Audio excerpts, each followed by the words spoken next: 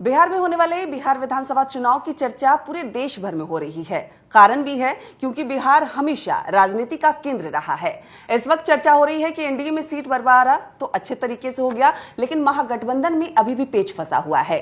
अगर एनडीए की हम बात करें तो एनडीए के प्रमुख घटक दलों में से एक लोक जनशक्ति पार्टी के राष्ट्रीय अध्यक्ष चिराग पासवान हमारे साथ हैं, केंद्रीय मंत्री हैं। चिराग जी, बहुत बहुत स्वागत है। Thank you. चर्चा तो काफी हो रही है क्योंकि चुनाव नजदीक है, एक महीना ही हम कह सकते हैं नई सरकार बन जाएगी। अभी चर्चा हुई, अमित शाह आए हुए थे, आपकी मुलाकात हुई, क्या बातचीत हुई? क्योंकि चुनाव में हर एक गतिविधि महत्वपूर्ण है, क्या बात हुई? देखिए, हम लोग का गठबंधन ऐसा है जहां पे हम लोग हर स्तर पर, हर विषय पर आपस में बैठकर चर्चा कर उसकी रूपरेखा तैयार करते हैं, रणनीति तैयार करते हैं। चुनाव का दौर है, समय समय पर कई ऐसे विषय पॉपअप होते हैं जिसको इमीडिएट अटेंशन की ज़रूरत होती है, कहीं वो किसी तरीके से चुनाव में नुकसान ना पहुंचाएं। तो उस दिन जो मेरी केंद्रीय गृह मंत्री आदरणीय अमित शाह जी से मुलाकात हुई, वो इन्हीं तमाम बिंदुओं को लेकर थी।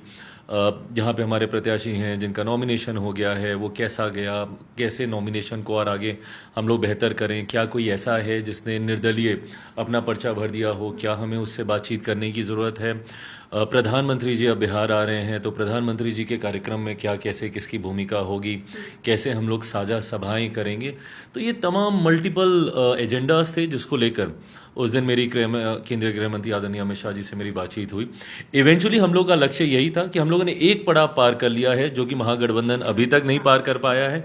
हम लोगों ने एक नहीं, उसमें मल्टीपल पड़ाव थे उस एक ही पड़ाव में, जहाँ पे आपका नंबर ऑफ सीट्स था, चयन ऑफ सीट्स था, प्रत्याशियों का चयन था। तो वो एक बड़ा चंक हम लोग पार कर चुके थे। और अब क्योंकि हमारे सारे प्रत्याशी नामांकन के दौर में आ गए हैं, तो अब इसके बाद अब प्रचार ही बचा है। तो उसको लेकर हम लोगों ने सारी चर्चाएं की उस दिन। आपने कहा कि महागठबंधन से एनडीए आगे, वाकई आगे है, और एक कहीं ना कहीं एक मिरेकल हुआ, एक जादू हुआ है जिस तरीके से सीटों का बंटवारा हुआ है, खासकर आपकी पार्टी के लिए। क्योंकि अगर बिहार विधानसभा चुनाव की हम बात करें, लोक जनशक्ति पार्टी रामविलास जीरो थी गठबंधन में, कोई सीट नहीं, कुछ भी नहीं, जीरो से लेकर 29 तक का सफर। ये जादू है एक तरीके से, कैसे से साकार किया आपने? मैं मानता हूँ ये कि एक मेरे लिए ये बहुत मायने रखता है, और इसके लिए I can't thank my prime minister enough. मैं मेरे प्रधानमंत्री जी का धन्यवाद देता हूँ, गठबंधन में हर एक सहयोगी दल का मैं धन्यवाद देता हूँ। मैं मुख्यमंत्री नीतीश कुमार जी का भी देता हूं, जिस तरीके से उन्होंने ये विश्वास मुझ पर, मेरी पार्टी पे जताया। मैं राजनीति का विद्यार्थी रहा हूं, पर मैंने आज तक कभी नहीं देखा कि गठबंधन राजनीति में किसी छोटे दल को ऐसे अहमियत दी जाए। लोकसभा के वक्त भी मेरे लिए बहुत बड़ी बात थी कि एक सिंगल सांसद वाली पार्टी को ऊपर विश्वास रख के उनको 5-5 सीटें दे दी गई। मैं भी उनके विश्वास पे खरा उतरा, वो दूसरी बात है, पर उन्होंने विश्वास मुझ पे रखा। हम लोगों ने उदाहरण देखे हैं कि 9 सीटों पे लड़ने वाले को 7, 7 को 5, 5 वाले को 3, 3 वाले को 2, और फिर इवेंचुअली बोला जाता है कि भैया आप मर्जी कर लो। बट मैंने कभी नहीं देखा कि एक सिंगल सांसद वाली पार्टी को 5 सीटें दे दी गई हों। उसी तरीके से एक विधायक, अब तो एक भी, खैर मैं क्या ही बोलूं क्योंकि वो तो उसी वक्त पार्टी छोड़ के चले गए थे, तो 0 विधायक वाली पार्टी को इन्होंने 29 सीटें दी लड़ने के लिए। मुझे कई बार ताज्जुब भी होता है, हंसी भी आती है, गुस्सा भी आता है जब मैं अपने बारे में मीडिया में ये सब बातें सुना करता था कि क्या चिराग नाराज़ हैं, नाराज़गी की बात चल रही है। तो मैं मनी मन में ये सोचता था कि सोचिए, 0 विधायक वाली पार्टी को गठबंधन ने 29 सीटें दे दी, उसके बाद भी अगर मैं नाराज़ रहूं तो मुझसे बड़ा नाशुक्रा तो कोई और हो ही नहीं सकता। ऐसे में मेरे लिए बहुत बड़ी बात है कि गठबंधन ने ये विश्वास जताया, पूरी मेहनत, पूरी ताकत, अपनी पूरी क्षमता से ज़्यादा बल लगाकर मैं ये प्रयास करूंगा कि गठबंधन को इतनी बड़ी जीत दिलाएं ताकि जो विश्वास उन्होंने मुझ पे रखा है उस पर मैं खरा उतर सकूं। वाकई विश्वास रखा, और कई लोग ये सवाल भी कर रहे थे कि 29 क्यों? तो क्या ये लगता है कि लोकसभा चुनाव में ये डिसाइड हो गया था? जैसा पिछले इंटरव्यू में हमने चर्चा भी किया था कि आपके 5 आपको सीट मिली है लोकसभा, तो 5 × ऐसे 6 करें तो 30 आती है। मांझी जी को मिला 1, उपेंद्र कुशवाहा जी को मिला 1, बीजेपी और जेडीयू की भी अगर देखा 17-17। तो क्या ये लोकसभा के तर्ज पे ही सीटों का बंटवारा हुआ? देखिए, मैंने सबसे पहले तो मैंने इस बात को गठबंधन के भीतर खुद ही रखा था कि मैं कतई नहीं चाहूँगा कि किसी भी कीमत पे भारतीय जनता पार्टी या जनता दल यूनाइटेड 100 सीटों से कम पे चुनाव लड़े, क्योंकि हम लोग को गठबंधन के भीतर ही चुनाव नहीं लड़ना है, हम लोगों को महागठबंधन से चुनाव लड़ना है। यहाँ पे किसको कितनी सीटें मिल रही हैं उससे ज़्यादा मायने ये रखता है कि हम लोग विधानसभा में कितनी सीटें हम लोग जीत के आ रहे हैं। तो ऐसे में जब वहाँ के दल जब 100-125 से ज़्यादा सीटों पर चुनाव लड़ रहे हैं तो मैं कतई नहीं चाहूँगा कि मेरे प्रधानमंत्री की पार्टी 100 सीटों से कम पे चुनाव लड़े। तो ऐसे में ये बात पहले से ही स्पष्ट थी कि कम से कम गिरी से गिरी हालत में भी 100, 101, 102 पे भारतीय जनता पार्टी जनता दल यूनाइटेड चुनाव लड़ेगी। और उसके बाद बचती कितनी सीटें थी, 40-42 सीटें, उस पर ज़रूर हम लोगों ने ये फॉर्मूला लगाने का हम लोगों ने प्रयास किया था कि 6 विधानसभा पे एक लोकसभा पे 6 विधानसभा इस तरीके से करके दी जाए। पर हाँ, मेरे सामने जब ये 29 का आंकड़ा आया तो मैं खुश इसलिए था क्योंकि कहीं ना कहीं मैं साइंस में बिलीव करता हूं और मैं मानता हूं कि ये कोई एक संकेत है, क्योंकि 29 विधायक ही मेरे पिता जीत कर आए थे जब हमारी पार्टी का सबसे बेहतरीन प्रदर्शन रहा था 2025 में। तो जितनी सीटें वो जीत कर आए थे उतनी ही सीटें मुझे लड़ने का मौका मिल रहा है। तो कहीं ना कहीं उनका आशीर्वाद मेरे साथ है। भारतीय जनता पार्टी जो कि नोडल बॉडी के तौर पे नेगोशिएशंस को लीड कर रही थी, तो मुझसे मांगा गया था कि आप 29 सीटों पे लड़ रहे हैं, 35-38 ऐसी सीटों की संख्या के नाम आप बता दीजिए जो आपकी प्राथमिकता में हो, उनमें से सेटल होगा, वेल एंड गुड। नहीं होगा तो फिर अगले 10-15 सीटों के आप नाम बताइएगा, फिर उसमें से। तो प्राथमिकता के आधार पे नाम मांगे जा रहे थे। पर मेरे लिए संतोषजनक बात ये थी कि पहले ही पूल में जो मैंने सीटें मांगी थी 38 में से 29, उसी में से ही मेरी सीटों का चयन हो गया था। तो इसलिए कहीं बहुत ज़्यादा कोई परेशानी हुई नहीं। मैं मानता हूँ इन terms of quality also, because last time मैं अकेले लड़ा था। इस बार मुझे इस बात को भी ध्यान में रखना था कि गठबंधन में इस बार कई सहयोगी दल हैं, तो स्वाभाविक है कईयों की अपनी सिटिंग सीटें भी हैं, पर उसके बावजूद भी पार्टी को गठबंधन के भीतर अकोमोडेट किया गया। हम लोगों ने लिटरल हैंड होल्डिंग करके एक दूसरे का हाथ पकड़कर गठबंधन को हम लोग आगे लेकर आए हैं। तो मैं मानता हूं कि in terms of quality also we are there. आप बोल रहे क्वालिटी की सीट मिली है, 29 में से 27 सीट हारी हुई है। अगर हम एक की बात करें तो वो भी उपचुनाव में हम हार गए थे 2020 में। 29 में से 26 सीट हार गई, सिर्फ 3 सीट विजयी है, एक उपचुनाव में खोए। तो क्या लगता है ये क्वालिटी है? तो अब मैं आपको इसका रिवर्स उदाहरण देके मैं समझाता हूँ। मैंने हमेशा इस बात को कहा कि जब राष्ट्रीय जनता दल को इस बात का घमंड हो गया था कि हम सबसे बड़ी पार्टी हैं, तो वो कौन सी सीट जीते जहाँ पे जनता दल यूनाइटेड हारी, इसीलिए आप उसको हारा हुआ सीट बोल रहे हैं। पर उन सीटों पर भी अगर आप गणित बैठाएंगे तो उस वक्त भी जनता दल यूनाइटेड और लोजपा की अगर मतों को अगर जोड़ दिया जाता तो राजद हारती और वो हमारी जीती हुई सीट बन जाती। जिन सीटों को आप हारा हुआ कह रहे हैं वो उन परिस्थितियों में हारी गई जब एनडीए में बिखराव था 2020 में, बट यूनाइटेड एनडीए उस वक्त भी लड़ता, तब भी हम लोग ये सीटें जीतते। और खैर ये तो रही आंकड़ों की बात। अब मैं बात करूंगा अपने मेहनत पर, मैं बात करूंगा अपने प्रचार प्रसार पर, अपनी रणनीति के ऊपर, क्योंकि ये बात मुझे 2024 में भी कही गई थी कि भैया आप फलाना सीट हार रहे हैं, 5 सीटें आपने ऐसी ले ली, एक आपकी जीतने वाली नवादा थी वो आप छोड़ आए, बाकी आप ये हारेंगे, आप वो हारेंगे। बट इवेंचुअली हम लोग वो पाँचों की पाँचों सीटें हम लोग जीते। क्यों? क्योंकि हम लोगों ने मेहनत की, हम लोगों ने रणनीति उस हिसाब से बनाई। मैं ये मानता हूं कि अब महज कितना 20-25 दिन बचे हैं परिणामों को, 14 तारीख को जब परिणाम आएंगे। मैंने आज तक कभी किसी सर्वे पे मैंने विश्वास नहीं किया। सर्वे ने जब मुझे अच्छा भी दिखाया, बहुत कम बार दिखाया, अधिकांश बार तो मुझे लोकसभा में मात्र 2 सीटें ही जीतते हुए दिखाया था, बट मैंने हमेशा अपनी मेहनत पे मैंने विश्वास किया। और मैं मानता हूँ कुछ सीटों पे ज़रूर हम लोग को थोड़ी एक्स्ट्रा मेहनत करने की ज़रूरत होगी, बट आज की तारीख में जो माहौल बन रहा है, परिस्थिति बन रही है, जिस तरीके से माइंडसेट लोगों का चेंज हो रहा है, लोगों को ये पता है कि भैया अब ऐसे ही विधायक को जीत के भेजना होगा जो डबल इंजन की सरकार का हिस्सा हो। महागठबंधन में जिस तरीके से बिखराव है, अब किसी के मन में ये शंका नहीं रही कि सरकार किसकी बनेगी। महागठबंधन जो सीटों की संख्या तक नहीं बांट पाया, वो बिहार को चलाने की बात करेंगे। तो ऐसे में जब एनडीए जीत के आ रहा है तो एनडीए के प्रत्याशी को ही हम जिता कर भेजें, ताकि वो राज्य सरकार, केंद्र सरकार का हिस्सा बनकर हमारे प्रदेश का विकास कर सके। और जब अब बंटवारा, पिछली बार डिवाइडेड एनडीए था, इस बार डिवाइडेड महागठबंधन है। पिछली बार जिस भूमिका में शायद मैं आ गया था, इस भूमिका में तो महागठबंधन के अब घटक दल ही हैं। पिछली बार मैंने अकेले चुनाव लड़ा था, अब तो कांग्रेस कई सीटों पे अकेले चुनाव लड़ रही है, तो राजद कई सीटों पे अकेले चुनाव लड़ रही है। तो ऐसा थोड़ी ना है कि वो 10, 12, 15, 20 जिन सीटों पे अकेले अकेले लोग चुनाव लड़ रहे हैं उसी पे ही असर पड़ेगा। इसका पूरे राज्य में असर पड़ेगा। पूरे राज्य में महागठबंधन बिखरा हुआ आपको दिखेगा। क्या एक जगह जहाँ पे राजद और कांग्रेस लड़ रही है तो किसी दूसरी जगह पे अगर सिर्फ राजद का सिंबल होगा तो क्या कांग्रेस के लोग उत्साहित होकर जाएंगे? कतई नहीं जाएंगे भाई। नेता ऊपर में मिल जाते हैं, ये लोग इसी कमरे में बैठ के सीटों का बंटवारा करते हैं, एक बार भावना समझते हैं कि नीचे उनके कार्यकर्ताओं की क्या भावना चल रही है। तो कल को एक बार मान लीजिए आज से 2 दिन 4 दिन के बाद ये लोग हाथ पकड़ के तस्वीर भी खिंचा लेंगे, तो क्या उनके जिला अध्यक्ष ये कर पाएंगे जो पिछले 4 दिन से एक दूसरे का विरोध कर रहे थे कि भाई तुमने क्यों सिंबल ले लिया और तुमने क्यों नॉमिनेशन फाइल कर दिया? तो जहां इस बार बिखरा हुआ महागठबंधन है, वहीं प्रधानमंत्री जी के नेतृत्व में लोगों का विश्वास बढ़ा है, मुख्यमंत्री जी के नेतृत्व में हम लोग चुनाव लड़ रहे हैं। मैं मानता हूं कि जिन सीटों को संभवतः डिफिकल्ट भी माना जा रहा होगा उसको भी हम लोग इजीली जीतेंगे। बिल्कुल विश्वास पूरा है। और बहुत डिटेल में आपको जवाब दे दिया है इसका। बिल्कुल वाकई डिटेल में जवाब दिया है आपने। महागठबंधन का जिक्र किया कि बिखराव है, कई जगह कुर्ते फाड़े जा रहे हैं, मारपीट हो रही है, आपने जिक्र भी किया, पैसों की बात भी आ रही कि टिकट बेचे जा रहे हैं। क्या लगता है महागठबंधन इसी तरीके से चुनाव लड़ेगा? देखिए, पहली बात तो मैं हर उस नेता के आक्रोश का मैं सम्मान करता हूं जो महागठबंधन में सीट ना मिलने से दुखी है, व्यथित है।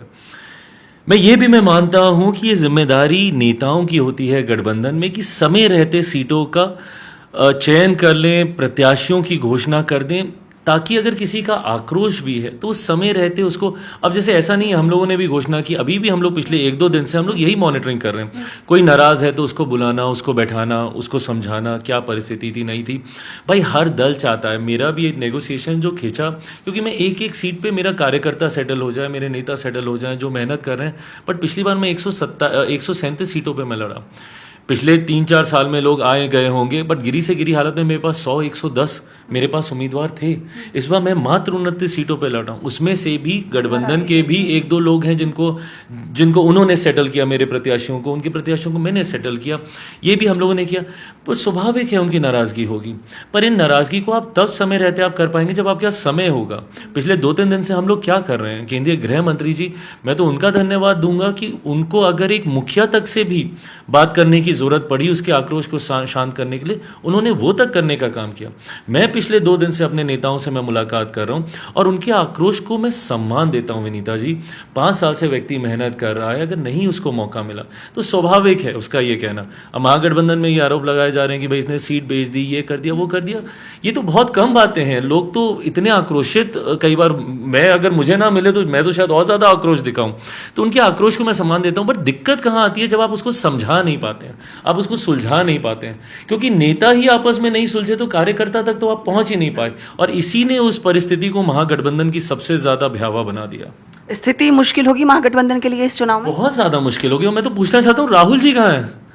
भाई उनको इतनी चिंता थी बिहार की, इतना बिहार आ रहे थे, ये एसआर को लेकर यात्रा निकाल रहे थे, सब कर दिया, और अब जब इतनी क्रूशियल स्टेट पे मेरा प्रदेश है, आप पूरी तरीके से गायब हैं। आपको चिंता ही नहीं बिहार की।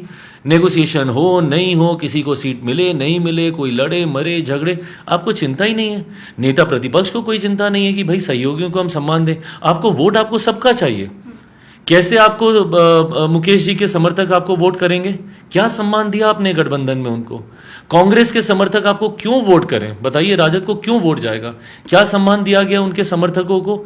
आज खुलेआम ये तस्वीर सामने आ रही है कि कांग्रेस को ह्यूमिलेट किया जा रहा है, दबाया जा रहा है, सहनी जी को ह्यूमिलेट किया जा रहा है, दबाया जा रहा है। वामपंथी दल, उनकी एक अपनी पकड़, अपनी एक पहचान रही है, उनको निर्दलीय घोषित करने पड़ रहे हैं। आपके सहयोगी रहे हैं जेएमएम जैसी पार्टी आपके पड़ोस के राज्य झारखंड में, यहाँ पे उनको निर्दलीय घोषित करना पड़े। वहाँ तो आप उन पर दबाव डालते हैं कि उनको सीट दी जाए, यहाँ पे जब रिटर्निंग द फेवर वाली बात आई तो आप उनको एंटरटेन तक नहीं करेंगे। तो ये गलत है, इस तरीके से गठबंधन नहीं चलता है। 29 सीट आपको मिली, लेकिन एक सीट पर खतरा मंडरा गया, आपकी प्रत्याशी सीमा सिंह, तो अब तो 28 सीट मान के चले। नहीं देखिए, मैं कतई नहीं, मैं गिव अप करने वालों में से हूँ ही।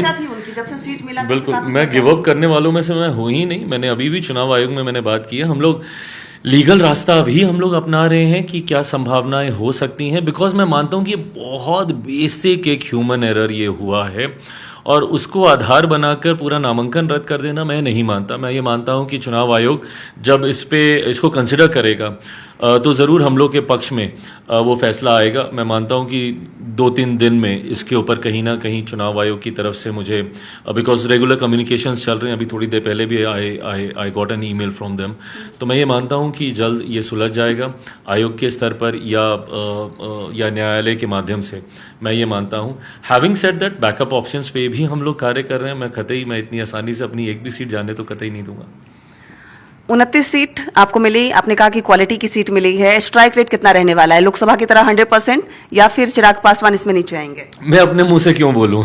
मैं 24 घंटे में लोकसभा टाइम में भी आपसे बात हुई थी, आपने कहा था कि हम 5 सीट जीत रहे हैं, आपने कहा था। इस बार क्या कहेंगे? 24 घंटे में एक बार सरस्वती आपकी जुबान पे जरूर सवार होती है, इसलिए हमेशा अच्छा बोला करें। बच्चों को ये सिखाया जाता है, तो मैं तो रिपीटेडली ये बोलूंगा कि हम 29 की 29 हम जीत रहे हैं और मैं मेहनत भी मैं यही कर रहा हूँ। I believe in power of manifestation also. So मैं ना सिर्फ मानता हूँ कि मैं 29 सीटें जीतूंगा, मैं एक सीट पे मैं काम कर रहा हूँ। आप सुबह से आप मेरा बैक ऑफिस आप आके देखिएगा, एक सीट पे घंटों का मंथन चल रहा है कि इसमें क्या और करना चाहिए। मतलब अब बैक ऑफिस के विषय में कितना ही आपको डिटेल में बताऊं, पर हम लोग हर संभव वो प्रयास कर रहे हैं जिससे जीत तो सुनिश्चित हो ही, जीत का मार्जिन भी बढ़े।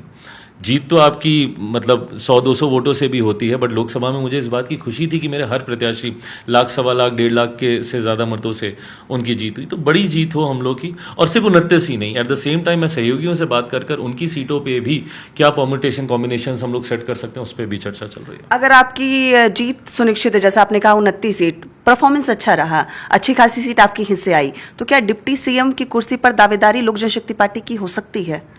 मुझे लगता है ये सारे विषय ऐसे हैं जिसको समय से पहले चर्चा करने का कोई मतलब ही नहीं है। अभी सरकार पहले एक बार बन जाए। मुझे लगता है इन्हीं महत्वाकांक्षाओं ने महागठबंधन का बेड़ा गर्क किया। अगर सैनी जी अगर इस तरीके से नहीं अड़ते कि डिप्टी सीएम ही बनना है, अरे पहले सरकार में तो आ जाओ प्रभु, ये भी तो जरूरी है। सरकार में आ जाते तो ऐसा कुछ होगा? बिल्कुल नहीं, let's cross the bridge when it comes ना। एक करके हम लोग करेंगे ना। पहले एक बड़ी जीत हम लोग हासिल कर लें, हर दल का क्या प्रदर्शन रहता है, कैसा रहता है, उसके आधार पर उस दल की भूमिका को तय किया जाएगा। बिहार फर्स्ट, बिहारी फर्स्ट के लिए आप काम कर रहे हैं, तो क्या एनडीए का जो मैनिफेस्टो जारी होगा वो साझा जारी होगा और आपका बिहार फर्स्ट, बिहारी फर्स्ट उस मैनिफेस्टो का हिस्सा होगा? देखिए बिल्कुल, मैंने बिहार फर्स्ट, बिहारी फर्स्ट हो, मुख्यमंत्री जी का साथ निश्चय हो, केंद्र सरकार की अपनी भारतीय जनता पार्टी की अपनी सोच रही है बिहार के विकास को लेकर, इन तमाम बिंदुओं पर, और मोर देन अब मैनिफेस्टो को अब बोलने से ज़्यादा करने पे हमारी सरकार ध्यान केंद्रित कर रही है। पिछले 1 साल में आपने देखा लगभग 11 बार से ज़्यादा मेरे प्रधानमंत्री आए, और जितनी बार आए वो लाखों करोड़ों की योजना बिहारियों को समर्पित करके गए। ना सिर्फ उसका शुभारंभ करके गए, बल्कि कई ऐसी योजनाएं हैं जिसका वो उद्घाटन भी करके गए। तो ऐसे में मैं मानता हूं कि हमारी सरकार बिना कहे अब जितनी मुख्यमंत्री जी के द्वारा योजनाओं की शुरुआत हुई, इलेक्ट्रिसिटी के सर्टेन यूनिट्स तक उसका बिल फ्री कर देना, गांव देहात में आज की तारीख में लोग इतने खुश हैं ना के बराबर उनको बिजली के दाम उनको भरने पड़ रहे हैं। जिस तरीके से महिलाओं के सम्मान को लेकर उनको उद्यमी बनाने की सोच के साथ 10,000 की योजना, जो कि इवेंचुअली आगे अगर उन्होंने एक अच्छा प्रोजेक्ट तैयार किया तो 2 लाख तक भी उनको दिया जाएगा। ये तमाम विषय ऐसे हैं जो हम लोग पहले ही हम लोगों ने शुरू कर दिया। बट इवेंचुअली मैं ये मानता हूँ बिहार फर्स्ट, बिहारी फर्स्ट की एक अहम भूमिका सरकार के नीति निर्माण योजनाओं में रहेगी। एक महत्वपूर्ण सवाल, प्रशांत किशोर आपके मित्र हैं, सबसे पहले उम्मीदवारों की लिस्ट उन्होंने जारी की, लेकिन जो बिहार का समीकरण है कहीं ना कहीं वो पिछड़ते हुए नजर आ रहे हैं। क्या लगता है इस चुनाव में उनका परफॉर्मेंस कैसा रहने वाला है?